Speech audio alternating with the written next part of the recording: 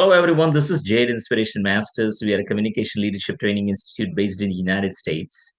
We conduct the programs on communication, leadership, personal growth, personal development, and also we have the programs for both the corporate as well as for the youth. The corporate programs are available on demand anytime you need it, anywhere you need it. And along with that, the youth programs are available online throughout the nation, all 50 states in the United States, Canada, and very pleased to say now available also in India. So our youth programs are available throughout the year online at of course, in the United States, Canada, India. And if you are in the Dallas Fort Worth area in the US, then we have 10 plus physical locations where students can go in onto the live stage. Along with that, we have the programs I Am Voice Live, which is a live online magazine run by the youth, and the I Am Voice speaker series, where we feature the speakers and bring the young speakers onto the stage. As a part of our inspiring series, we get this great opportunity to meet the difference makers, the artists, the entrepreneurs, the business owners, the nonprofits who are making a difference, not just in the United States, but around the world. So let's find out about our today's difference maker. Hello, everyone. This is Jade Inspiration Masters. And today I have a special opportunity and privilege to welcome here with me Terrance Thomas, and I'm going to tell you all about him. But welcome, Terrance. How are you doing today? I'm doing absolutely phenomenal. I feel Hmm. blessed and lucky to be alive. Awesome. That's great to hear. So, Terrance is joining me today here from Mauritius. He's been kind with his time. So, thank you so much for finding the time to talk. And we will be finding out more from his experience of life. Terrance Thomas is an author, is a speaker, a businessman from Fort Worth, Texas, with his academic background in macroeconomics and political science. Terrance has lived in China for 9 years, in Africa for 3 years, and did public relation for International Yacht Company. He has experienced life of homelessness, of crime, uncertainty as a child while his mom was battling drug addiction. She was in and out of prison. Terrance did not have a father in picture. Terrance is also a cancer survivor, and the important part of the story changes from here, where he went on to writing books, inspiring books. The first one, We Must Fail to Succeed. The second one, Make Today Your Day. And his book teaches his readers about turning obstacles into opportunities, using adversity to your advantage, and transforming your life for better. He's been featured on CBS, NBC, and Fox. And another important thing which we are going to be talking to him is about his upcoming book, Made by China, A New World Order. It's a 500-page book, outlines the political and economic influence of China's rise in the world. His books are available on Amazon, Walmart.com, Booksamillion.com, Barnes and Nobles. And of course, I will be posting all that information in details with this interview. So again, Terrance, good to have you here this morning. And you hope you're having a great time in Mauritius. It's been a great experience so far. Definitely That's enjoyed right. myself. So you grew up in Fort Worth, and with 9 years, I can say you're a resident of China too, and not having a great childhood. But what happened? What is it that all of our viewers will be interested? What is it that transformed or changed your life? There were a series of events Hmm. that took place in my life that made me realize that I was worthy, that I deserved more than a prison cell, that I deserved more than the life of an addict, or that I deserved more than homelessness. A great example of this would be I was at my church when I was a teenager, and the youth minister, his name is Adam. He was asking all of the youth around me what college they intended to go to. And This was a church of middle class Fort Worth Uh-huh. residents Mm-hmm. and families, Yes. and I was not a child or a teenager from a middle class background, and so the ideas that they were promoting were just completely unknown to me. Uh-huh. Some of the youth were like, "I'm going to Dallas Baptist University. Mm-hmm. I'm going to Hardin Simmons University. I'm going to UNT. I'm going to Texas A&M." And then Adam said, "Terrance, what university are you going to?" And the question just intrigued me. It shocked me. I found myself absolutely overwhelmed because nobody in my life up to that point had ever indicated Mm-hmm. that they believed that I was smart enough to ever be in college. And when that question was asked to me at that specific moment in time, to be honest with myself and to be honest with you and the audience, I had no plans of going to Mm-hmm. college because I didn't think that I deserved a higher education. And so, two thoughts Uh-huh.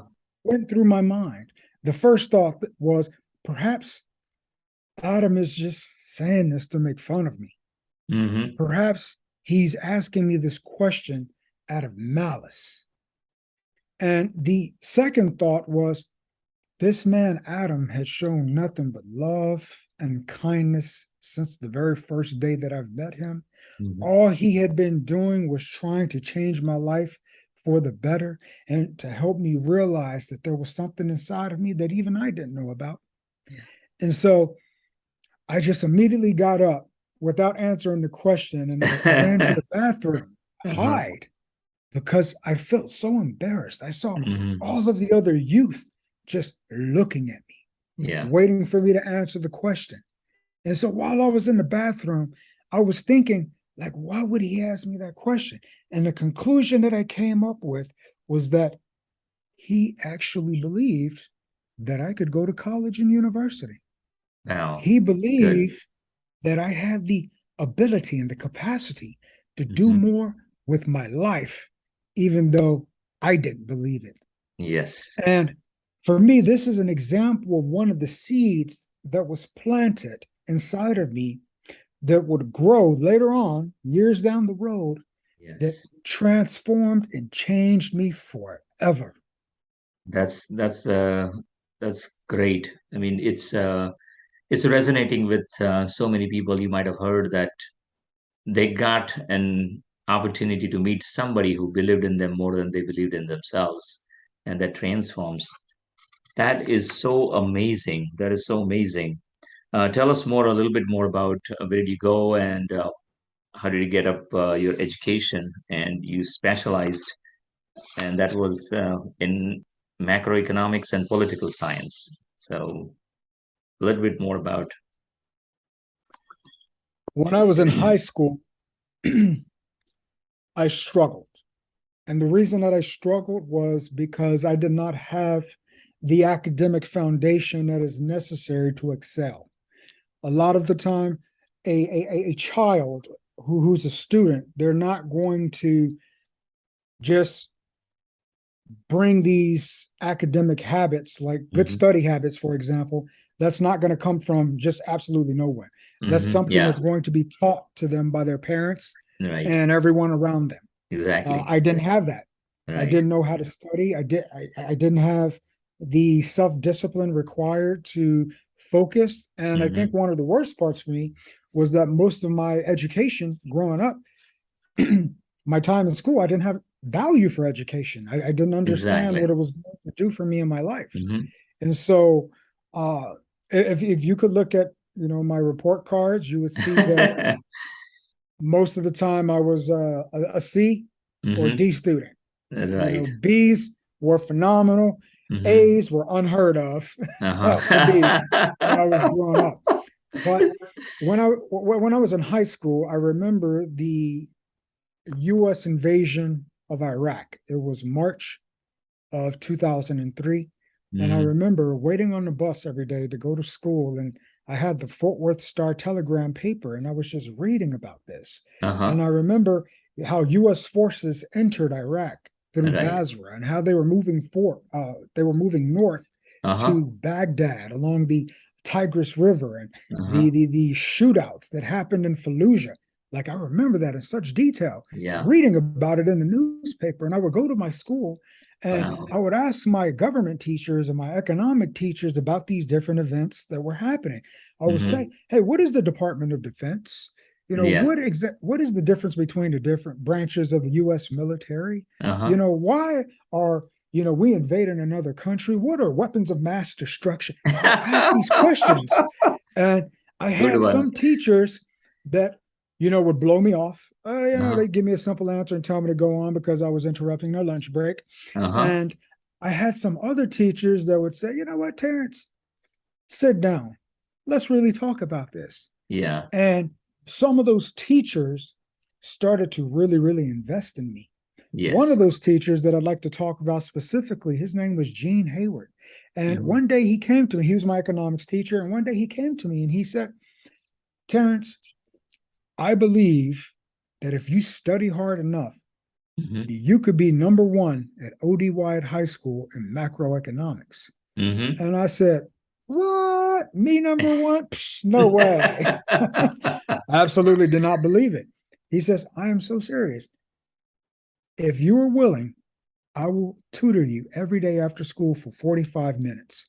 I will Wonderful. stay here Mhm. and you would be the only person that I'm tutoring 5 days a week, and I will prepare you for the AP economics exam.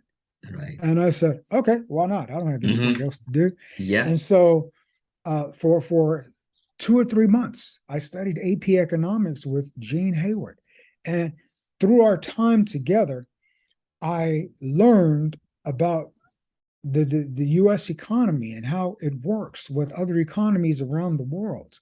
Mhm. I learned about interest rates. I learned about the Federal Reserve and the discount rate and how they Mhm. use this to influence and stimulate the economy, how Mhm. they, use monetary policy to reduce inflation. These are the things Mhm. that I was learning in high school in an AP economics class. Right. And the day came when I had to go to downtown Fort Worth to take the AP economics exam.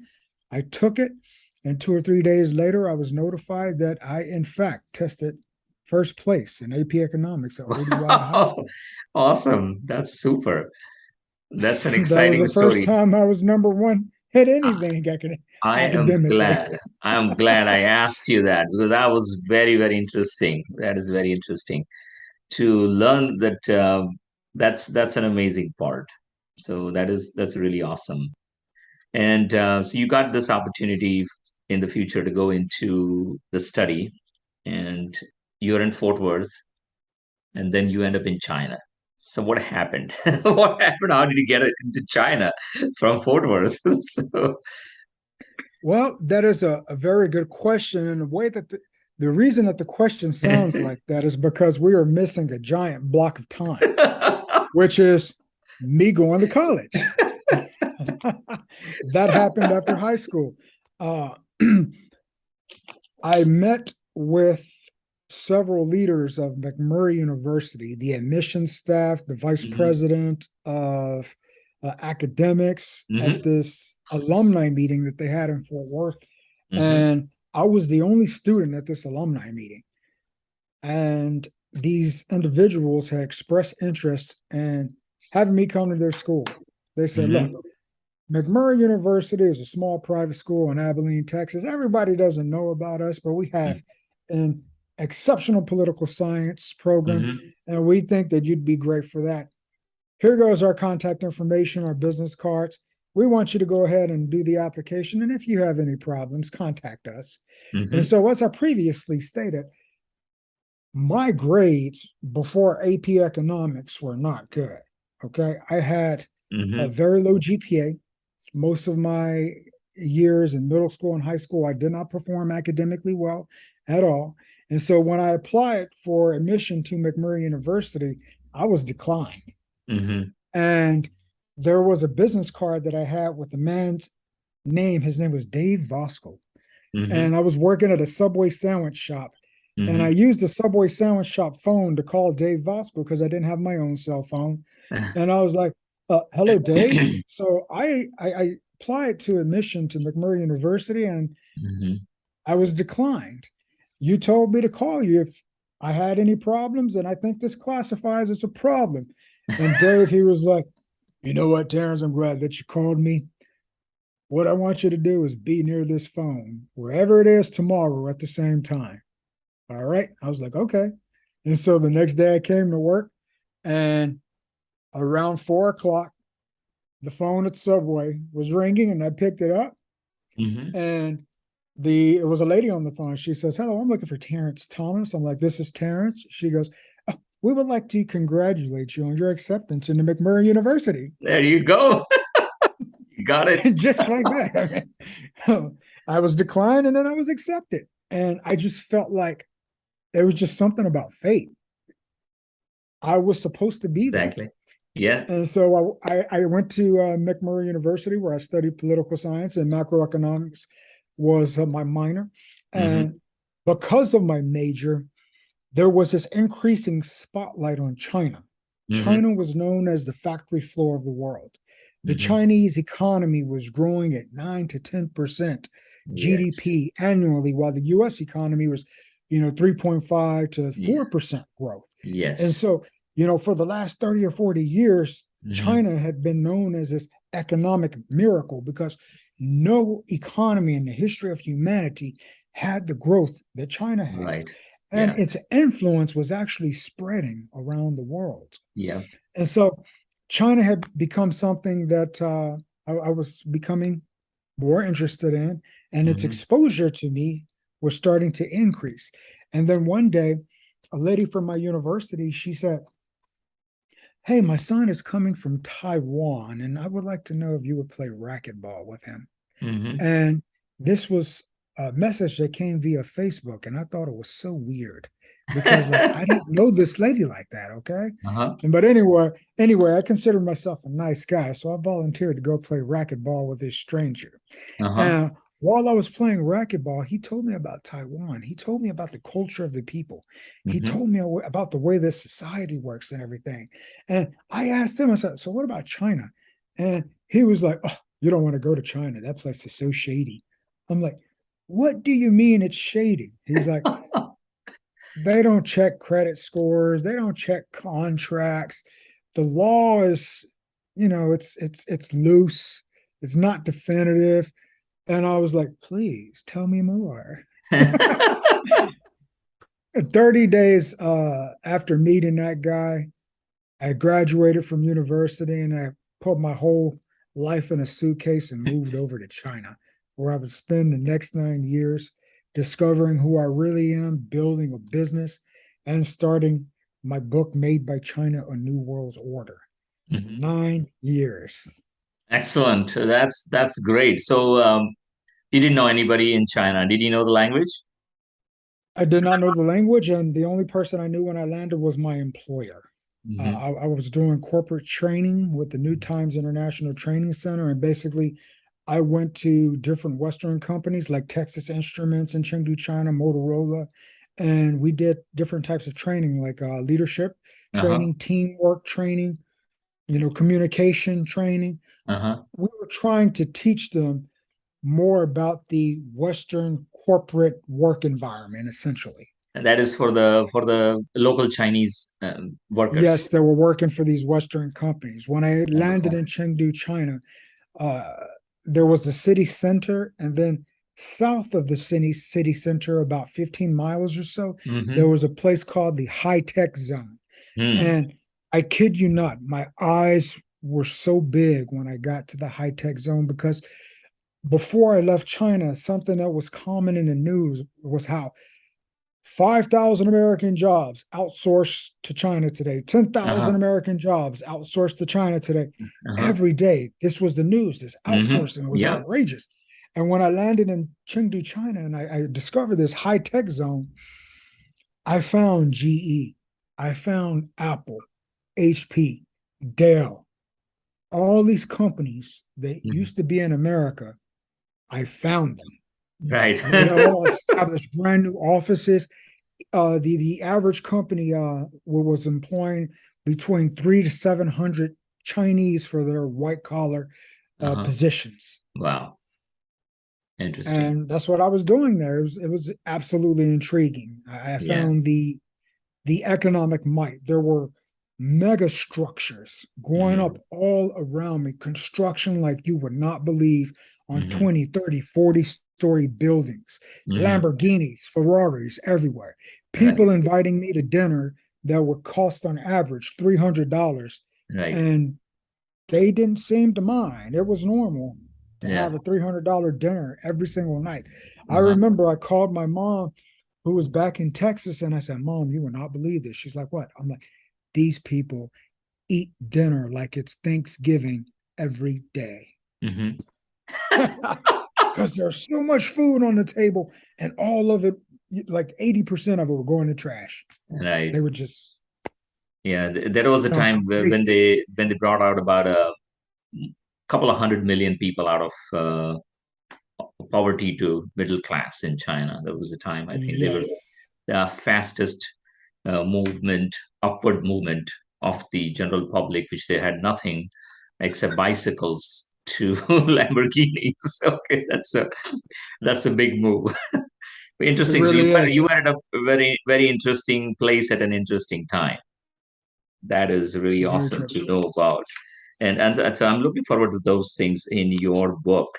Um, and also, I want to find out more about, because you have not just traveled to China, but yeah, one more thing I do want to know from you is what was the biggest lesson you could say, anything, something which is special, which you learned in China, because it was 9 years and it's a very long time. So I know you are the one who learned very fast from a lot of things going around you, and that's how you grew up.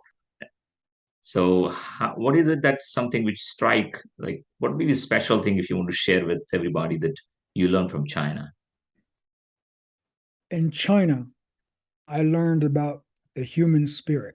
I Hmm. learned about human ingenuity, human resilience, how we are all different in so many ways, Hmm. but that is what makes us beautiful. Yes. That is what creates the value that we contribute to society. That is what creates the value that we contribute to our communities. The difference. When we go to a bookstore Hmm. and we see all the books on the shelves, we don't go reach for the book that looks like all the other books. We Right. typically grab the book that Hmm. is different. Yeah. In China, I learned to embrace and to appreciate the Hmm. difference in people. Right. One of my most amazing memories was a night that I was watching a mixed martial arts event Hmm. with a Muslim and a Jew, and I was the Christian in that Hmm. triangle. Right. The three of us, while watching mixed martial arts events, Hmm. were discussing the holes and the differences in our faiths. Wow. We were laughing about it. We were having a good time. And although it sounds like a joke, a Uh-huh. Christian, Muslim, and a Jew were sitting around watching a mixed martial arts event. That sounds like a setup for a joke. It's not a joke at all. What that was one of the greatest experiences of my life. Hmm. Yeah. We were able to have an open conversation and Right. dialogue without Hmm. conflict and Yeah. arguing and attacking each other. And one of the reasons that we were able to do that was because we were in China, a Yeah. country This. that is mostly atheist. And Yeah. so when we're in our home countries, the Jew was from Israel, Uh-huh. and the Muslim, he's still one of my best friends today. He's actually from Basra, Iraq. Uh-huh. And when we're in our home countries, we're very different. Right. But when we're in China, suddenly we're alike. And the reason that we're alike is because we believe in something when we're Yeah. surrounded by people who Yeah, believe in other things. you're in a neutral place in a way where the other influences are away and you're secluded. You can be yourself and talk about completely different things which you would not normally talk, or it's not easy to have a conversation on. So Absolutely true. that's very, And very interesting. that is an example of one of my experiences Hmm. that helped me to see through the biases that American society had taught me. the Right. biases that I was conditioned to believe Right. in. Yeah. That experience just opened my eyes and I saw humanity at its core. Right. Because you don't That's have the one of the media around greatest you, right? experiences. You don't Well, have that's much of very a true. media around you to tell you anything on Yeah, a daily basis. Because exactly. when I you turn on mean, your television, you're gonna look any of those things on there there. was no Fox News. Let's just put it that way. Uh, and another thing that I got from all of that, my time in China, was my wife. I met my wife, who is South African, Uh-huh. and we've been married 8 years now. Hmm. And we met randomly at the park in Chengdu, China. She looked lost. She had a map in her hand and she was looking at signs, and I could read the Chinese signs, and I was just trying to help. And Yeah, so, I'll talk to her and find out. Lost and found. How does it work? That's interesting yes, story. Excellent. And we have two books you came up with after that, and of course now we know where they came from. But your book is "We Must Fail to Succeed." Tell us something more about it. We Must Fail to Succeed is a publication that happened when I was still in college, actually. I wrote that book and published that book before I graduated. And I was motivated to write that book because while I was in college, I had one of the most life changing experiences ever. I found out I had cancer. Mhm. Specifically, I had Hodgkin's disease lymphoma Mhm. right here in my neck. There's a scar there. Mhm. And I had a lymph node there that was almost the size of a golf ball, a little bit bigger perhaps. Mhm. And for 2 years, I ignored it.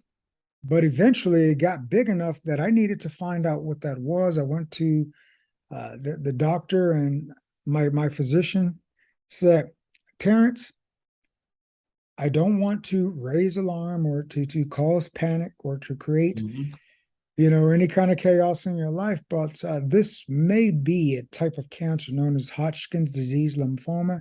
We Uh-huh. need to schedule you for a surgery so that we can remove the mass in your neck, Uh-huh. send it to Dallas from Abilene, where we can verify what it is, and we can let you know if it is, in fact, Hodgkin's disease lymphoma.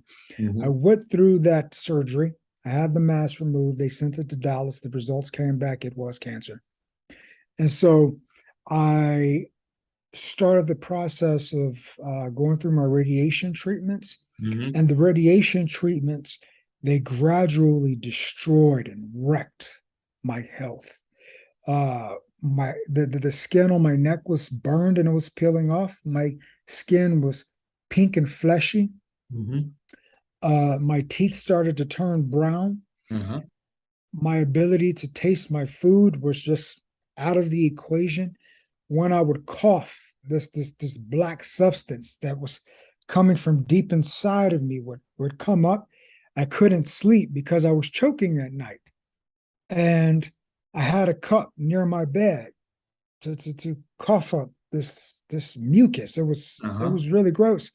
And my hair started to fall out. And it was just one of the most challenging times in my life. And somewhere in there, I said, I am going to survive this.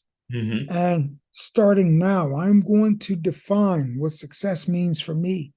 And I'm going to define the life that I desire to have.